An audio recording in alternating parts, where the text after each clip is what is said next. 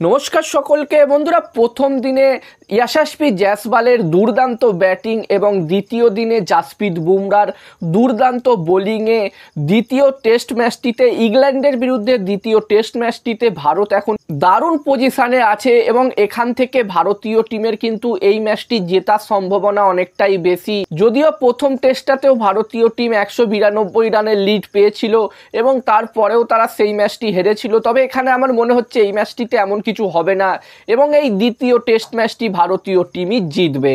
যেখানে বন্ধুরা দ্বিতীয় দিনের খেলা শেষ হলো এবং দ্বিতীয় দিনের খেলা শেষে যেখানে প্রথম দিন যখন খেলা শেষ হয়েছিল তখন ভারতীয় টিমের স্কোর ছিল 336 রানে 6 উইকেট এবং রবিচন্দ্রন আশ্বিন এবং ইয়াশাসপি জয়সওয়াল দুজনে ক্রিজে ছিল ভারতের।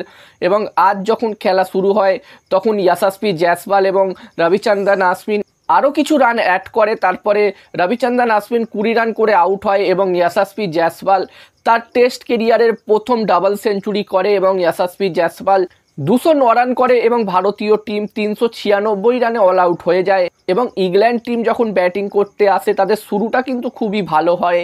জ্যাক কাউলি এবং বেন ডাকেটের মধ্যে 50 রানের একটি পার্টনারশিপও হয়ে যায় এবং তারা ব্যাসবল স্টাইলেই এই ম্যাচটিতেও শুরু করে।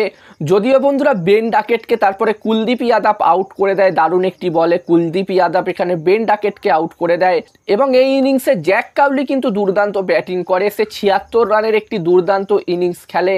এছাড়াও বেন স্টোকস 47 রানের একটি ইনিংস খেলে এবং ইংল্যান্ড টিম 353 রানে অল আউট হয়ে যায় ইংল্যান্ড টিম। এবং এই ইনিংসে জাসপ্রীত বুমরা জাস্ট অসাধারণ বোলিং করেছে, যেখানে অলি পপকে ইয়র্কার বলে আউট করা থেকে জো রুটকে সেট আপ করে আউট করা এবং বেন স্টোককে আরও একবার বোল্ড করা থেকে দারুণ বোলিং করেছে এই ম্যাচটিতে জাসপ্রীত বুমরা, এই ইনিংসে জাসপ্রীত বুমরা।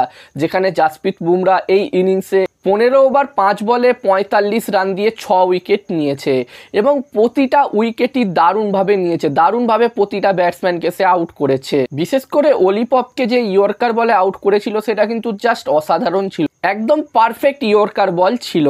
এছাড়াও এই ম্যাচটিতে কুলদীপ যাদবও 3 উইকেট নিয়েছে, যেখানে কুলদীপ যাদব 17 ওভারে 71 রান দিয়ে 3 উইকেট নিয়েছে। এছাড়াও আকসার প্যাটেল একটি উইকেট নিয়েছে এবং দ্বিতীয় দিনের খেলা শেষ হতে হতে ভারতীয় টিম আবার ব্যাটিংয়ে নেমেছে এবং ভারতীয় টিমের দ্বিতীয় ইনিংসের স্কোর হচ্ছে 28 রানে 0 উইকেট, তারা কোনো উইকেট হারায়নি এবং ভারত 171 রানে অলরেডি লিড নিয়ে নিয়েছে। এবার দেখার বিষয় থাকবে তৃতীয় দিনে এখানে ভারতীয় টিম কিরকম ব্যাটিং করে। এখানে যদি তৃতীয় দিন পুরো ভারতীয় টিম ব্যাটিং করতে পারে তাহলে আমার মতে এই ম্যাচটি ভারতের হাতে একদম পুরোপুরিভাবে চলে আসবে, এই ম্যাচটি আর ভারতীয় টিম হারবে না।